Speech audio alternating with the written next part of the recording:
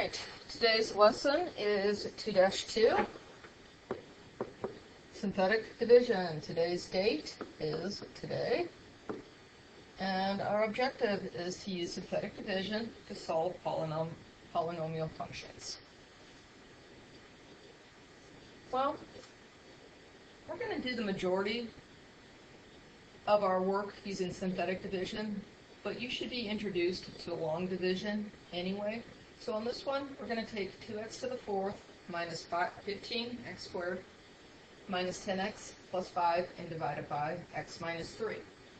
I set it up as a division problem with the x minus 3 on the outside, draw my division symbol, which is in black there, and put my polynomial underneath it. If you notice, I didn't have a cubic term, so I put a placeholder in there, the 0x cubed. So what I'm going to do is I look at my first term right here, which is 2x to the fourth, and I look at my x that's on the outside. I'm going to kind of ask myself, x times what is going to give me 2x to the fourth?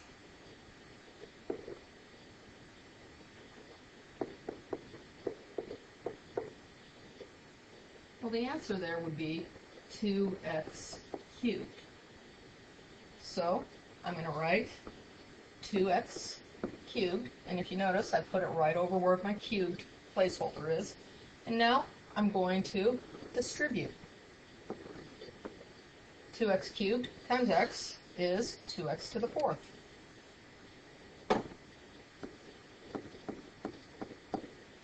Two x cubed times 3, and that's a minus 3, it's going to give me 6x cubed.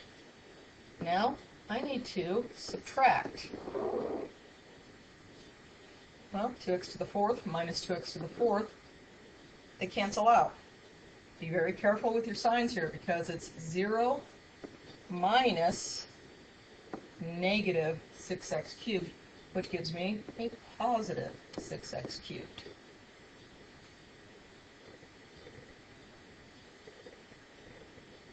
Now, I'm going to look at my 6x cubed and my x again. And I'm going to ask myself, x times what is going to give me 6x cubed? Well, the answer there is 6x squared. So I'm going to put a plus 6x squared. And again, I'm going to go ahead and distribute. Take that 6x squared times the x minus 3, and I get 6x cubed minus 18x squared. I forgot to bring down my minus 15x squared. All right, let's go ahead and subtract. Those cancel. Negative 15x squared minus a negative 18x squared is going to give me a positive 3x squared. I don't want to forget to bring down my term, so let's go ahead and do that right now. It's going to be a minus 10x. So again, I'm going to ask myself, x times what is going to give me 3x squared? And the answer there would be 3x. So I'm going to put a plus 3x, and I'm going to go ahead and distribute again.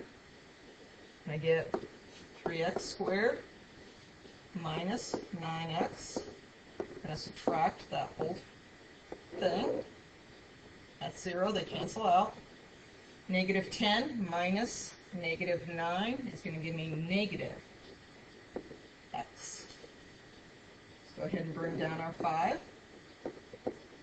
I'm going to ask myself, x times what is going to give me negative x? Well, the answer there would be negative 1. Oops. I wrote the wrong thing there, and I meant to write an x.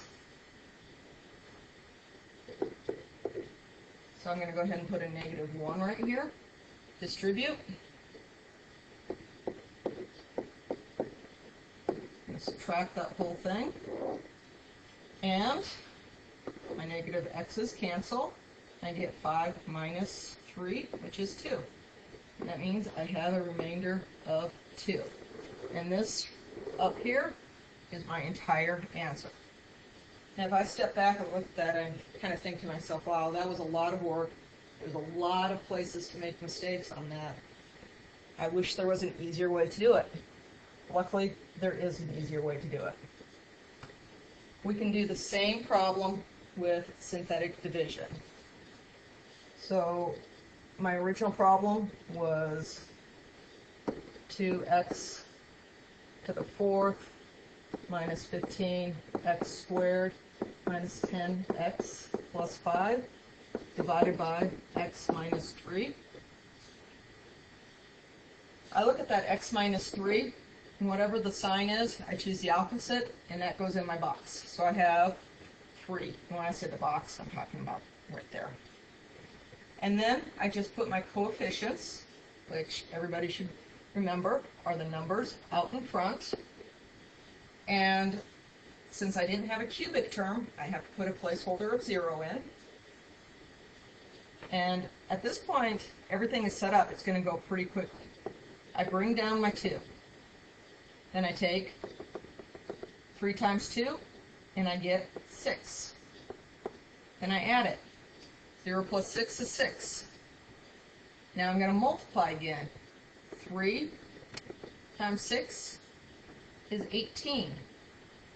Negative 15 plus 18 is 3. 3 times 3 is 9. Add those two numbers together, negative 10 plus 9, and I get negative 1. Multiply again. 3 times negative 1 is 3. Negative 3, add them, and you get 2. If you notice, I kind of always draw a dotted line right here. That just is kind of a personal thing. Some teachers don't do it. It just helps me remember that that last number is going to be my remainder. I started with a 4th degree function. That means my answer is going to be 1 degree less, or a 3rd degree function. So instead of to the 4th, I'm going to be starting with to the 3rd. These are my coefficients, 2, 6, 3, negative 1. So it's going to be 2x cubed plus 6x squared plus 3x minus 1, remainder 2.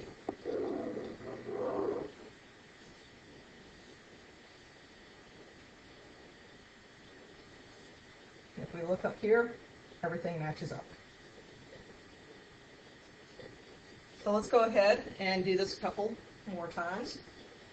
We're going to use it on the remainder theorem. When a polynomial is divided by a binomial, the remainder is p of a. We could do that by direct substitution, where we take and plug it in, or we can go ahead and divide.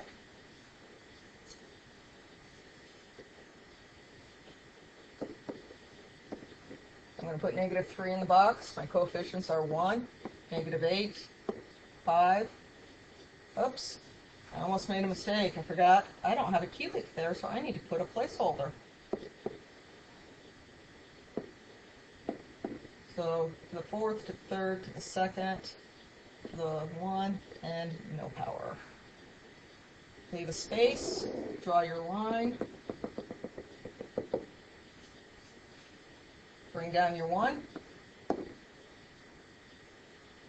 negative 3 times 1, add them, multiply, negative 3 times, having trouble adding, that should be negative 3. Negative 3 times negative 3 is positive 9. Add negative 8 and 9. Now multiply negative 3 times 1. Add 5 and negative 3. Multiply and add. And our answer is going to be 1 degree less. That's a minus 3. X squared. Remember, my answer is always going to be 1 degree less.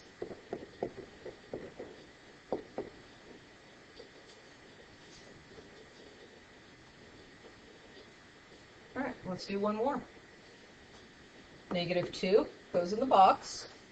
My coefficients are 1, 5, 5, -2. Leave space. Bring down the 1. Multiply. Add. Multiply. Add. Multiply. Add. Well, this one turns out nicely because my remainder is 0. That means it went in there evenly. I started with a cubic function. My answer is going to be quadratic. So x cubed plus 3x minus 1.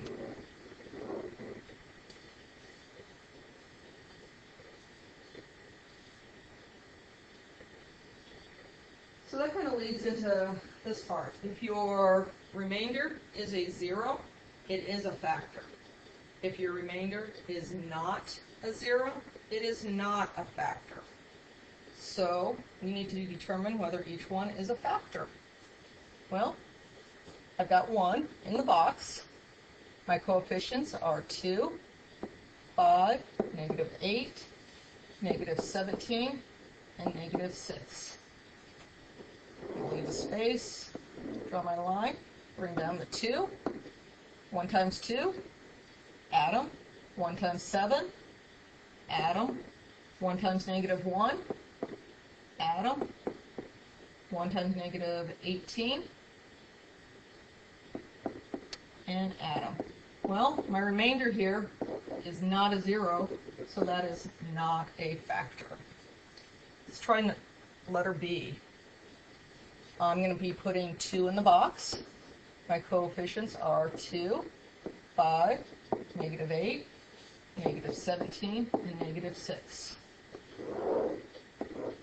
Bring down your 2. 2 times 2, add them. 2 times 9, add them. 2 times 10, add them. 2 times 3, and then add them.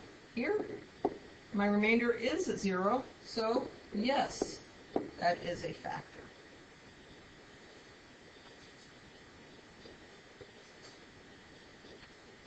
On here, I want to find the remaining roots of that function, that polynomial, and they tell me 2 of the roots. So since they're telling me 2 of them, I'm going to use that information to kind of get the function down to a quadratic, because that's something I'm going to be able to solve. This is a 4th degree function, which means it should have 4 roots. So I'm looking for 2 more roots. So since they're telling us one of the roots is -4, I'm going to start with that.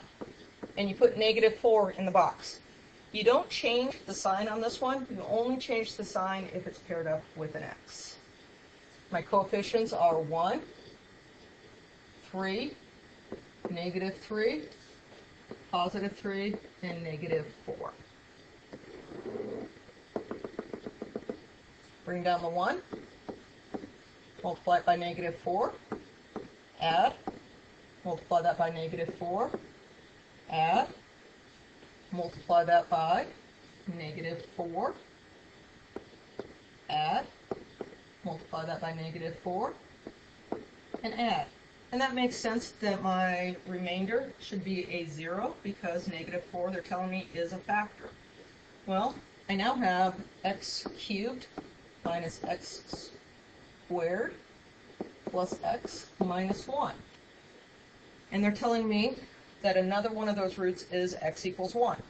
So I'm going to put 1 in the box this time. My coefficients, again, were 1, -1, 1, -1.